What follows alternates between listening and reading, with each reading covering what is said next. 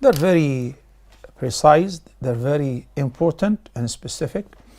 Number one, as you know that in every country have its own traffic rules and regulations.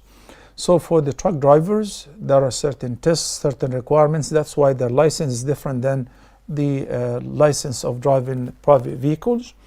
So it requires them they should not drive for more than 8 hours in a row, as far as I understand. So sometimes they falsify that and they drive more. He's asking whether this is halal or haram. Not everything which is constitutional undergoes the halal or haram ahkam in Islam. Yani, if it is something which is not harmful and it is not forbidden, or rather it is recommended, then the constitution or the local law makes it otherwise.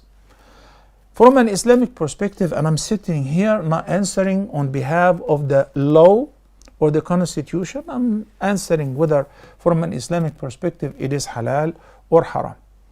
But why I feel that one should be obliged to abide by such law? Because it is definitely for the best of the driver and those who are around him. You know what happens when you work beyond that and it becomes habitual, then you fall asleep. You know, the first leading cause of death is drinking and driving, then driving while asleep or have a sleep. So my personal recommendation, Akhi Ahmed, and from an Islamic perspective, to stick to these guidance with regards to the working hours or the driving hours, okay? Because they regulate something which is useful and beneficial for you as a driver to go home safely for your family and the safety of others, okay? And remember what I mentioned earlier in the introduction. Not everything that is constitutional undergoes halal or haram, but many laws, man-made laws, serve the well-being and the well-being of the not just the individual but the community. So we must abide with them as well. With regards to the salary which comes late, so the company, they have to take a loan from the bank for 1 week and eventually they pay interest on that. You as a truck driver, you're receiving your salary from the intermediary company. Are you blameworthy? No. You've offered a service. You've driven the truck for 40 hours a week. By the end of the week, you deserve your salary if you get paid weekly or bi-weekly or monthly. This is your contract. So it's none of your business how do they get the money.